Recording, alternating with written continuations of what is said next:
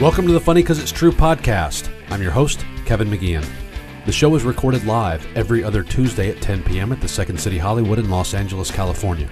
Storytellers are either predetermined or chosen randomly on the night of the show to tell a true story based on different themes, and this podcast is a mixed bag of some of my favorites. The theme of this episode is dignity. 3 stories of self-respect flying right out the window. Josh Willis learns exactly how much his dignity costs. Jeff Perreca destroys all chances of being with the girl of his dreams. And I, briefly, live out every waiter's fantasy. But let's not dawdle. First up, frequent contributor to the show and NASA climate scientist, Josh Willis. When I was 18 years old, after my freshman year in college, I learned actually the exact dollar amount of the price of human dignity. At the time I was dating this girl, I'm going to say her name was Valerie, and she was this tiny little Filipino girl, very cute, and we had this horribly dysfunctional relationship. And it was, she was really demanding, and I was really accommodating, so like we'd have a fight, and she'd be like, if you don't bring me a hot fudge sundae before the sun comes up, we're breaking up. So I'd wind up in the grocery store at 2 in the morning trying to buy sliced almonds and vanilla ice cream. The other thing about Valerie that's important to know is that she was a good Catholic girl. And so for the entire 3.5 years that we dated, I actually never made it past second base. Does that count as failure? Anyway, yeah, so, which made it really awkward that summer after my freshman year of college when I got the crabs. Because, how does that happen? I mean, it's a miracle of modern science or something. But anyway, so the one thing about, it's very hard to kill pubic lice. I don't know if you realize this. But I put enough poison on my crotchal area to bring down a small farm animal. And they just kept coming back, So I had to resort to radical deforestation, which, as I'm a climate scientist, so I'm normally against that. But that worked, by the way, But I learned a very important lesson there, too, because I realized that there was no amount of manscaping that would ever make me look like a porn star. It was not sexy. It looked like a baby elephant doing a handstand or something. But anyway, I digress. So the summer after my freshman year of college, I went to visit Valerie in New York, where her family lived, and her parents drove us down to Atlantic City for some reason. So we were 18 years old. We couldn't go into any of the casinos. So we just walked down the boardwalk, and we wound up on the end of this pier, and there were all these carnival games. And so this is when Valerie turned to me and she said, if you really love me, you'll win a giant stuffed panda for me at one of these carnival games. My dad brought me here 2 years ago, and he won a giant stuffed panda, so I know it's possible. And then she left to go to the bathroom. So there I was on the pier looking at all these carnival games, trying to figure out something I could do. And they had the sledgehammer where you try and knock the little weight up the pole and ring the bell, and I was too weak to do that. And then throwing the baseball at the milk bottles, and I couldn't throw, so I couldn't do that. And so all of a sudden this guy, he leans over a counter and he says, "Hey buddy, I'll give you a free throw." And so I look over, and it's this game where there's a fruit basket, and it's kind of on an incline, and you have a little plastic ball, and you throw it into the fruit basket, and if it doesn't bounce out, and you do that 10 times in a row, you win a giant stuffed panda. So I'm like, all right, free throw, giant stuffed panda, let's do this. So I make the throw. I take the first free throw, and I made it. And the guy says, "Oh, that's great. Here, throw it again." I made it 4 times, all right? I'm almost halfway to a giant stuffed panda. And I throw it again, and the ball bounces out. The guy says, "Okay, if you want to keep going, it'll cost you $1. So I'm thinking, all right, $1, I'm almost halfway there, I'll go for it. So I throw it again, I make it 2 more times, now I'm up to 6 times. I miss again, and I go to pay the guy another $1. He says, hold on. If you want to keep going now, it's $2. See, every time you miss, the price to keep going doubles. But I tell you what, if you get to 10, then I will not only give you the giant stuffed panda, I'll give you all your money back. Now, this is the point where an intelligent person would say, okay, I've only eaten this for $1. I'm just going to walk away, forget the dollar, never mind. But I'm thinking, you know, my girlfriend won't have sex with me. I got the crabs. I'm almost broke. My luck is about to change. So I went for it. And about a few minutes later, Valerie finally came back to the bathroom, and I had given the guy $63. I had made it 9 times and then missed. And I was trying to figure out how to give the guy $64 more so I could keep going. And I told Valerie what was going on, and she freaked out. She said, no! And she instantly started crying, just tears everywhere. Now, I had seen this show before, but the carnival guy, he was impressed. He said, okay. I tell you what, I'm going to give you your money back. You take it, and you get the hell off this pier. You got no business on this pier. As soon as the money hit my hand, Valerie turned off the waterworks. She grabbed me by the arm and hauled me off down the pier. So this carnival guy had not only completely swindled me, my 90-pound Filipino girlfriend had to save me at the last minute with her crocodile tears. So the crabs got my pubes, and Valerie took my dignity, but I still had my $63. Next up, Jeff Perreca. I was a freshman in high school, about 60 pounds lighter than I am now. And whatever catnip is to girls, I was the opposite. I just could not talk to a girl I liked. Like, the fear of rejection would just silence me. I couldn't say something as simple as, I like you. I'd really like to take you out sometime. But it was second semester, and there was a girl in my gym class. For the purpose of this story, I'll give her the name of another boyhood crush of mine. Kelly Kapowski was older, right? She was a sophomore. She played sports just like me.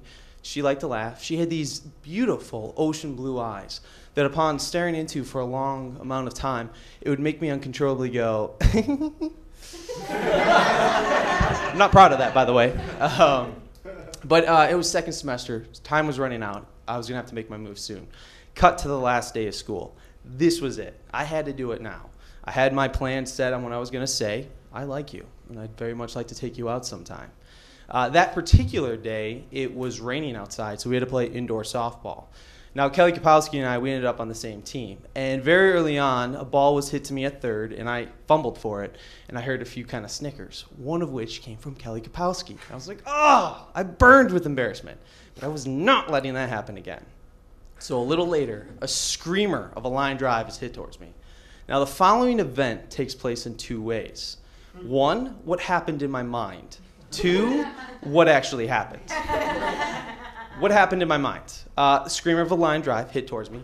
I deftly snare with my glove. I turn to throw it, and fortunately I have a rocket arm, and I fire a laser towards Kelly Kapowski, and she grabs it, turns to double play. Of course, she was so impressed with my rocket arm that she drops her glove, starts racing towards me. I race towards her, and, you know, we embrace as lovers do. So here's what really happened. Screamer of a line drive hit towards me. I once again clumsily fumble it, and I go to throw it, but hey, I got that rocket arm, right? But instead of a laser, it's more of like a wounded duck. And at this point, I notice something very odd. Kelly Kapowski's glove is here. The ball's trajectory is here. Oh, yes. She has no time to react, and it just crushes her in the face. She goes down. Everybody like stops and is like, holy shit. And they all run towards her. I am just mortified, and I get to the scene, and I see her, and she is covered. And I mean, end of Carrie at the prom, covered in blood. She's crying. Girls help her up and kind of help her to the locker room. And I'm like, what the hell do I do now? I am just mortified. I mean, if there's ever a reason not to ask a girl out, this is it. But for whatever reason, deep inside me, I'm like, no, I'm finally doing this, damn it. So later, I know, and I was sober. So later, I find myself down the upper classroom hallway, and I had to find her. School is out, everyone's celebrating. I kind of spot her, and there's 4 of her girlfriends surrounding her. And I walk towards her, and every part of me is just screaming, stop, what the hell are you doing? Turn around, leave to get rejected another day. But I keep going towards her. Her friends are like just beaming glares of judgment at me. And I just kind of walk up to her and I tap her on the shoulder. And she turns around and I do my best like not to audibly gasp, but there's tissue just stuffed up her still bleeding nose. Her beautiful ocean blue eyes, they're black and half shut. And her face just looks like, it looks like someone chucked a fucking softball at it. Somehow though, I just muster the like remaining 2 ounces of courage I have left. And I start off by going, Kelly Kapowski, I'd just like to say that first off, I'm very sorry about this. And at this point, her friends are giggling, and Kelly is, I had no idea actually what she was doing because her face was just way too beat up to emote. But I still continued, and I said, I finally looked at Kelly, and I was like, it's just, I like you, and I'd really like to take you out sometime. And at this point, her friends are cackling. I feel like the whole school has stopped to watch this moment. And she looks at me and smiles, or I assume she smiled again, face so messed up. And she looks at me and she goes, thanks, but I'm seeing someone. Yeah, no, it fucking sucked. But what else could I do? I just had to slump away. I mean, I was utterly humiliated. You know, my heart was shattered, my gut just churned with regret, and I was as low as I've ever felt. But at the same time, after 2 weeks of locking myself in the room and listening to Alanis Morissette's Ironic on repeat, oldie but a goodie, a realization came over me. I had faced my biggest fear. And sure, it came true. I was rejected, but I survived. And in fact, I was stronger now than I had ever been. And it changed the way I looked at things. See, I learned that it is far better to do and to fail than to never do and never know. I learned that hearts mend, embarrassments fade, and tomorrow will always bring new Kelly Kapowskis. Most importantly, I learned the greatest lesson any young man could ever learn, that if you are going to ask a girl out, whatever you do not crush her face with a softball beforehand. Thank you. And finally, me, Kevin McGeehan. Back in the late 90s, I worked at TGI Fridays, which is a restaurant that I can assure you where dignity is not on the menu. I worked there in the time period that was mocked openly in the movie Office Space. It was a time where we had to wear black pants, a barber shop striped shirt, suspenders with at least 10 pieces of flair, and a hat that represented our personality. I went the minimum amount you can do for each one because my personality was apathy for the entire corporate system of Fridays. I wore the required amount of buttons, which was 10, so I was adorned with the things I found at the bottom of a box, which was ask me about our Jack Daniel's sauce or every day's Friday in here. And I wore a newsboy cap. And the reason I wore a newsboy cap was because they would not let me wear a ball cap, so fuck them. I'll wear this newsboy hat. Another guy who worked there, and this is purely tangential, he was a guy named Angus, and he worked behind the bar, and he was a big jovial guy, and he was just a big pain in the ass. And he wore a jester hat with jingle jangle bells on them, and he'd walk around giving us Cliff Clavin facts about stuff that was false. But, now here's the whole point of this story. So, in '99, what happened was this Fridays was in the Merchandise Mart in Chicago, which is the largest building in U.S. soil, just by square feet, and they put a Fridays in it, which was the worst idea they could possibly have done, because there was only traffic between noon and 5. Otherwise, there's nobody coming in the Merchandise Mart, so no one comes into Fridays except noon to 5. So it closed. So on one Wednesday afternoon, we were done.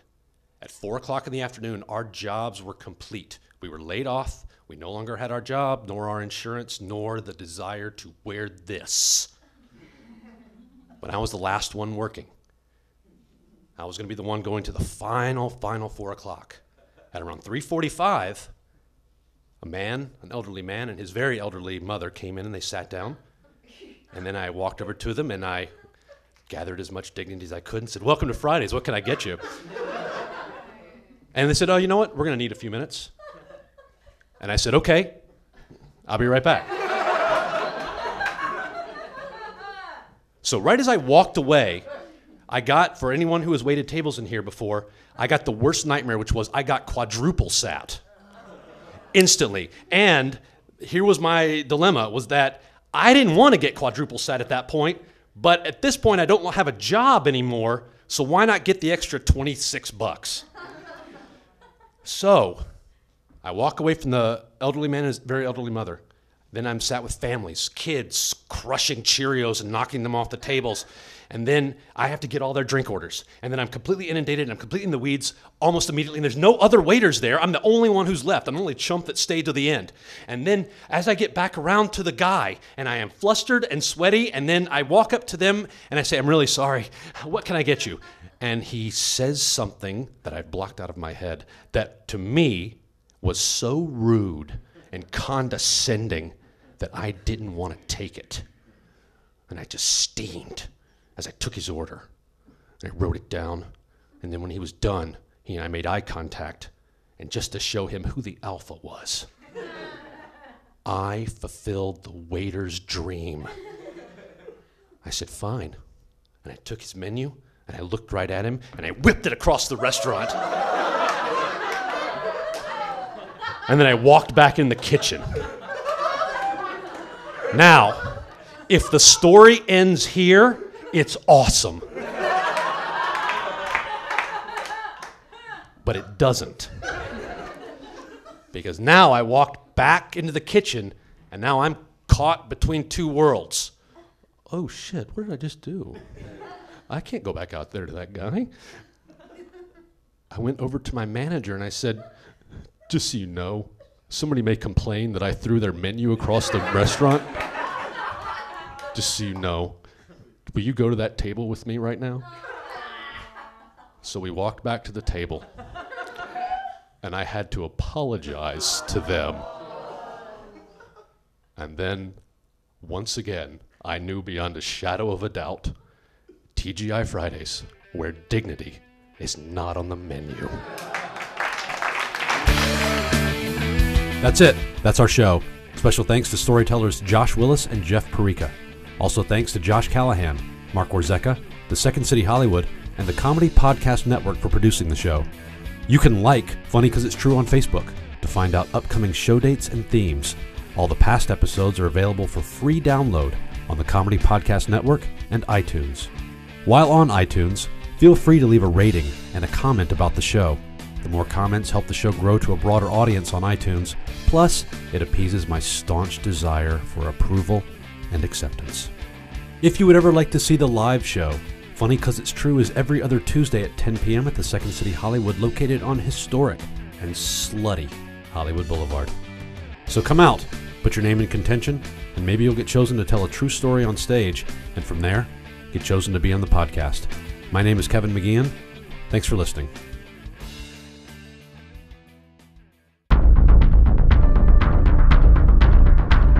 You have received this transmission from the Comedy Podcast Network. For more shows, visit comedypodcastnetwork.com.